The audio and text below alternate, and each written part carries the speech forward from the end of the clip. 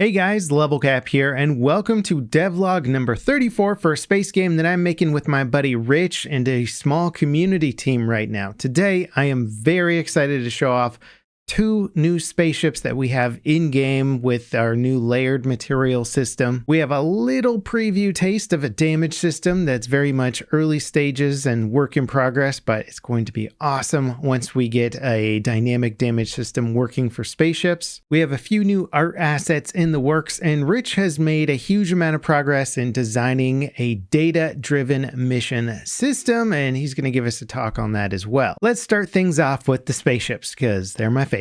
Last week I got to show you a gray box of this spaceship, and now I get to show it to you in-game. This is our size 3 cargo ship, the Pilgrim. It's got our first wave of the layered material system on it. Decals will be coming later to improve some of the detail that we see on the ship, and this will appeal very much to somebody who is a dedicated hauler in the game. It's not completely defenseless. It's got 2 turrets on top and a couple of missile pods in case you want to add some extra teeth to it, but generally speaking, this is not a ship you're going to want to go seeking combat with. One of the things that I really like about this one is it's got 4 retro rockets up front, which you could technically use to accelerate the ship backwards if you wanted to, but mostly it's for decelerating the ship as you're coming into port without having to necessarily flip the ship around. Still some work left to do on this one, but I'm really happy with the progress.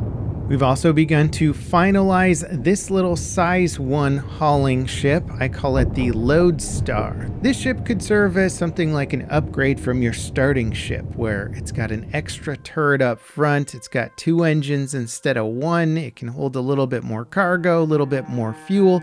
It should just generally be an all-around upgrade in the size 1 department. And it's got enough teeth on it that you might even be able to run some combat missions on the side, or not necessarily have to run away from every single fight, at least at the early game. With 4 primary categories of ships in this game, from hauling to combat to mining and salvage, and then multi-role ships, this ship would fit a little bit more into the multi-role side, with a emphasis on hauling, but with the ability to sort of branch out a little bit more into the combat realm if it needs to.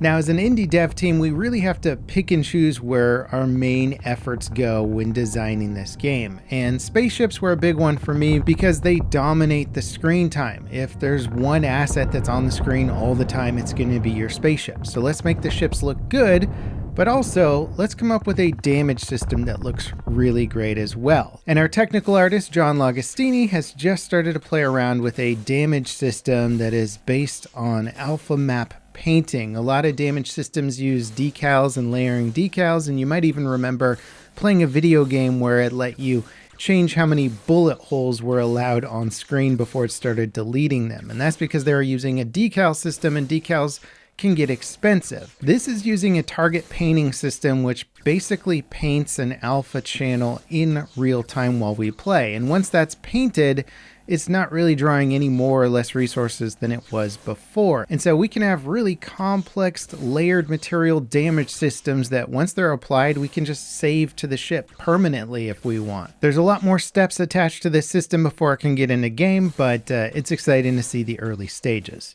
Now, our concept artists have also been quite busy. This is Island working on a size 6 pirate battleship for us, and this is the first colorization with some camouflage or pattern style details. I really like the idea of adding some camos and fun coloration to some of the military or pirate ships in this game, and he's having some fun with this one here. I cannot wait to start on this one. It's going to be a massive project, and we are dialing in our ship workflow on smaller ships before we tackle something as big as this. And you can see how it scales in size to a size 1 ship docked up next to it. It's a biggin'. Our other concept artist, Kruger, has also been working on a fairly major project for us, which is designing modularized space stations that we can use throughout the verse. As all kinds of mission givers and destination points, we need space stations that look great, command a presence, but also can be mixed up for visual variety. So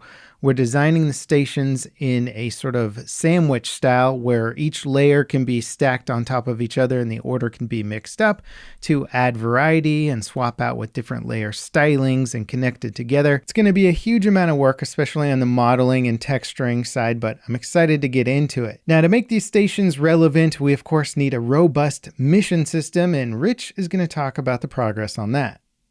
In this game, we want to have a lot of missions.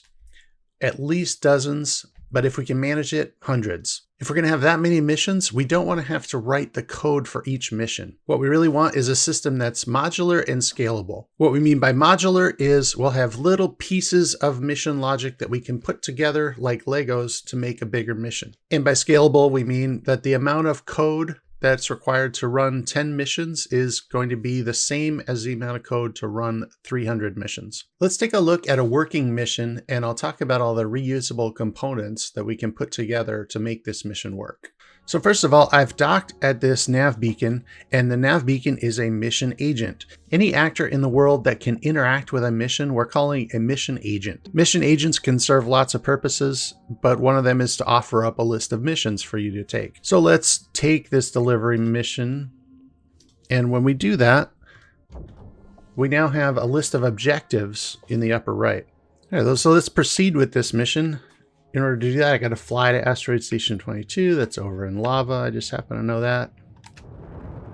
We will be adding waypoints.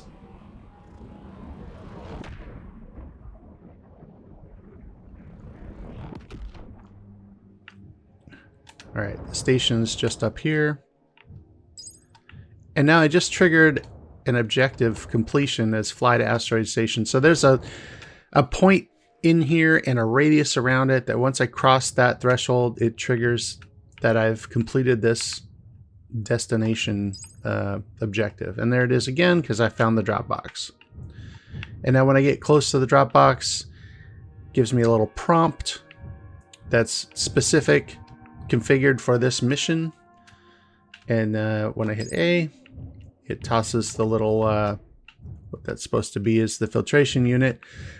Eventually we'll have some animation where this Dropbox is pulling in the delivered item and that sort of thing. You can see it left the inventory. I can actually collect it again, but that's going to get fixed. In order to set up these missions, the game designer just has to fill out some data in what we call data assets. Here we have some agents. There's one data asset for each agent. If we open up the Nav Beacon 22 agent, we can see it has 2 missions. You can just keep adding more if you like. Then each mission also has its own data asset. So if we look at this filtration delivery mission, it's got a list of objectives. You can add more objectives. You can change what type of objective it is. Do you want to eliminate a target, deliver an asset, travel to a location? And you've got all these ways of configuring things. Here we have 3 main objectives in the filtration system. First, fly to the space station. So here's a location in the level to fly to. And then there's a radius as says how close you need to get to it for that objective to trigger as completed. Find the Dropbox, same thing. There's a location and a radius. You have to get closer to the Dropbox for that to trigger. Then finally, deliver the filtration unit. It's a special type of objective type. We're going to have lots of these later on. This is how we're going to get our modular system. And you pick the agent that's going to accept the item. Here's a way we have a custom prompt just for this mission that pops up when you get to that Dropbox agent. So a lot of progress has been made this week. I want to shout out to our Discord members who have always been helpful in giving suggestions and pointing us in the right direction in terms of where to go with technology or visuals and whatnot. If you guys want to follow our progress a little more closely or contribute over on Discord, check the link in the video description for that. If you enjoyed this video, don't forget to leave us a like, and if you want to catch up on past devlogs, they're right here. As always, thank you so much for watching, and I'll catch you next time. This is Level Cap signing off.